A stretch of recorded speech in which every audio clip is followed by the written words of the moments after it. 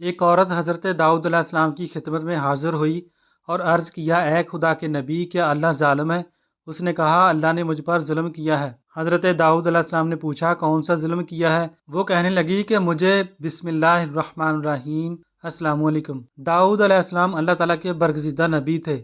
اللہ تعالیٰ نے حضرت داؤد علیہ السلام کو یہ معجزہ عطا کیا تھا کہ جب آپ تلاوت فرماتے تو اس لحن کے باعث پرندے اور جانور تک وجد میں آ جاتے۔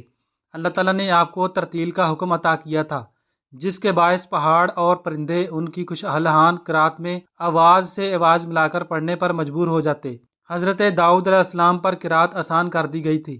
آپ علیہ السلام گھوڑے پر کاٹھی ڈالنے کا حکم دیتے اور گھوڑا تیار ہونے سے پہلے مکمل زبور پڑھ لیتے تھے۔ حضرت داؤد علیہ السلام کی شجاعت، علم و حکمت اور فکر و تدبر سے بنی اسرائیل کا شمار جلد ہی دنیا کی مہذب اقوام میں ہونے لگا۔ بہت سے علاقے بنی اسرائیل کے زیر تسلط آ گئے اور ایک عالی شان سلطنت وجود میں آ گئی۔ حضرت داؤد علیہ السلام نے شرعی حدود جاری کی، کافروں اور مشرکوں سے جہاد کیا، بنی اسرائیل کے مختلف قبائل میں باہمی تعلق کو استوار کیا اور بندگان خدا کو نیکی کی تلقین کی۔ اللہ تعالیٰ نے آپ کو کمال درجے کا فہم و ادراک اور عقل و دانش عطا فرمائی تھی۔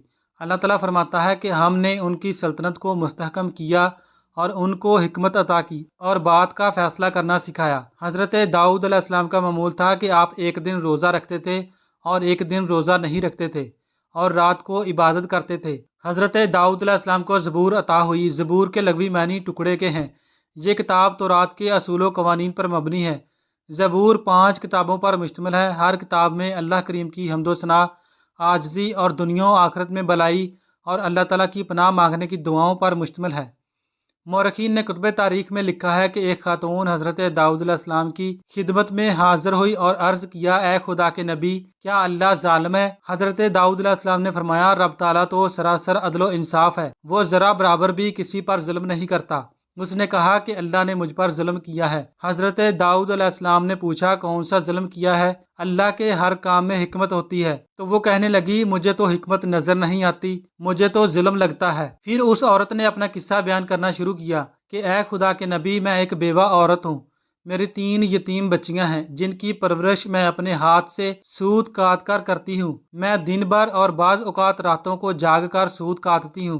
گزشتہ روز میں اپنا کاتا ہوا سوت ایک سرخ کپڑے میں باندھ کر اسے بیچنے کے لیے بازار جانا چاہتی تھی تاکہ اس کی آمدنی سے بچیوں کے کھانے پینے کا بندوبست کروں، لیکن اچانک ایک پرندہ مجھ پر ٹوٹ پڑا اور سرخ کپڑے کا ٹکڑا جس میں نے سوت باندھ رکھا تھا اسے گوشت کا ٹکڑا سمجھتے ہوئے لے اڑا۔ میں یوں ہی ہاتھ ملتے رہ گئی۔ اب میرے پاس کچھ نہیں کہ اپنی بچیوں کو کھانا ہی کھلا سکوں۔ ابھی وہ خاتون حضرت داؤد علیہ السلام سے اپنی داستان بیان کر رہی تھی کہ اتنے میں آپ کے دروازے پر دستک ہوئی۔ حضرت داؤد علیہ السلام نے آنے والے کو گھر میں داخل ہونے کی اجازت فرمائی۔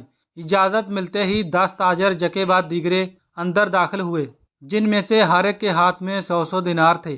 تاجروں نے عرض کیا، خدا کے نبی، ہمارے ان دیناروں کو ان کے مستحق تک پہنچا دے۔ حضرت داؤد علیہ السلام نے پوچھا، میرے پاس یہ مال حاضر کرنے کا سبب کیا ہے؟ تاجروں نے جواب دیا، اے خدا کے نبی، ہم سب ایک کشتی میں سوار تھے، اتفاقاً ایک زوردار آندھی آئی، کشتی میں ایک جانب سوراخ ہو گیا اور پانی کشتی میں داخل ہونا شروع ہو گیا۔ موت ہمیں سامنے نظر آ رہی تھی۔ ہم نے نظر مانی کہ اگر رب تعالیٰ ہمیں اس طوفان سے نجات دے دے تو ہر شخص 100 دینار صدقہ کرے گا۔ اب پانی کشتی میں تیزی سے داخل ہونے لگا۔ ہمارے پاس کوئی ایسی چیز نہ تھی جس سے اس سوراخ کو بند کر سکیں۔ ادھر ہم نے نظر مانی، ادھر رب تعالیٰ نے ہماری مدد کا بندوبست کر دیا۔ ایک بہت بڑا پرندہ منڈلاتا ہوا کشتی کے اوپر آ گیا۔ اس کے پنجے میں ایک سرخ رنگ کی پوٹلی تھی۔ اس نے دیکھتے ہی دیکھتے پوٹلی کشتی میں پھینک دی۔ ہم نے لپک کر اس پوٹلی کو پکڑا، اس میں کاتا ہوا سوت تھا۔ ہم نے فوراً اس سے کشتی کا سوراخ بند کیا اور اس میں داخل شدہ پانی کو ہاتھوں سے باہر پھینکا۔ تھوڑی دیر بعد طوفان تھم گیا اور یوں ہم موت کے منہ سے واپس آئے ہیں۔ اب یہ صدقے کی رقم آپ کے ہاتھوں میں ہے، آپ جسے چاہیں اسے دے دیں۔ یہ قصہ سن کر حضرت داؤد علیہ السلام اس بیوہ عورت کی طرف متوجہ ہوئے اور فرمایا، پروردگار تیرے لیے بحر و بر میں تجارت کر رہا ہے اور ایک تو ہے کہ اس کو ظالم گردان رہی ہے۔ پھر آپ علیہ السلام نے وہ دینار اس خاتون کے حوالے کرتے ہوئے فرمایا، جاؤ انہیں اپنی بچیوں پر خرچ کرو۔ اللہ تبارک و تعالیٰ نے حضرت داؤد علیہ السلام کو یہ معجزہ عطا فرمایا کہ لوہے کو ان کے لیے موم کی طرح نرم فرما دیا۔ ارشاد باری ہے کہ ان کے لیے ہم نے لوہے کو نرم کر دیا تاکہ ایک شادہ زرہیں بناؤ اور کڑیوں کو اندازے سے جوڑو اور نیک عمل کرو۔ حضرت حسن بصری، قتادہ اور امش فرماتے ہیں کہ اللہ تعالیٰ نے ان کے لیے لوہے کو نرم کر دیا، حتیٰ کہ بغیر آگ کے اپنے ہاتھ کے ساتھ اسے ہر طرح سے موڑ لیا کرتے تھے۔ انہیں لوہا موڑنے کے لیے ہتھوڑے کی ضرورت پڑتی اور نہ کسی دوسرے اوزار کی، وہ موم کی طرح ہاتھ سے اس کی کڑیاں بنا لیا کرتے تھے۔ حضرت قتادہ فرماتے ہیں کہ سب سے پہلے شخص جنہوں نے کڑیوں کی انتہائی محفوظ زرہ بنائی وہ حضرت داؤد علیہ السلام ہیں۔ اس سے پہلے صاف چادر کی زرہیں بنتی تھی۔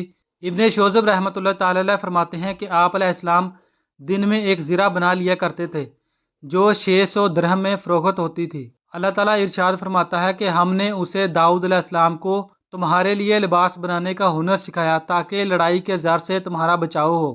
تفسیر ابن کثیر میں حافظ ابن اساکر کی روایت ہے کہ حضرت داؤد علیہ السلام اپنی خلافت کے زمانے میں بیس بدل کر بازاروں میں جاتے اور لوگوں سے پوچھا کرتے کہ داؤد کیسے آدمی ہیں، چونکہ سلطنت میں عدل و انصاف عام تھا اور لوگ آرام و عیش سے رہتے تھے، کسی کو حکومت سے شکایت نہ تھی، اس لیے آپ جس سے بھی سوال کرتے وہ حضرت داؤد علیہ السلام کی تعریف ہی کرتا۔ اللہ تعالیٰ نے آپ کی تعلیم کے لیے ایک فرشتے کو انسانی شکل میں بھیجا تو آپ نے حسب عادت اس سے بھی وہی سوال کیا۔ فرشتے نے جواب دیا، داؤد بہت اچھے آدمی ہیں، وہ اپنے نفس اور اپنی رعیت کے لیے بھی بہتر ہیں، مگر ان میں ایک عادت ایسی ہے کہ وہ نہ ہوتی تو وہ کامل انسان ہوتے۔ داؤد علیہ السلام نے پوچھا کہ وہ کیا عادت ہے؟ فرشتے نے کہا وہ اپنے اور اہل عیال کے لیے خرچ کے لیے بیت المال میں سے لیتے ہیں۔ یہ بات سن کر حضرت داؤد علیہ السلام نے دعا فرمائی کہ اللہ مجھے کوئی ایسا کام سکھا دے جو میں اپنے ہاتھ سے کروں اور اس کی اجرت سے اہل و عیال کے لیے اخراجات پورے کر سکوں، عوام کی خدمت اور سلطنت کے تمام کام بلا معاوضہ کروں۔ ان کی دعا قبول ہوئی اور انہیں زیرہ بنانے کا ہنر سکھا دیا گیا۔ تو ناظرین، اللہ تعالیٰ سے دعا ہے کہ اللہ تعالیٰ ہم سب کو اپنے ہاتھ سے حلال روزی کمانے کی توفیق عطا فرمائے، آمین۔ تھینکس فار واچنگ، اللہ حافظ۔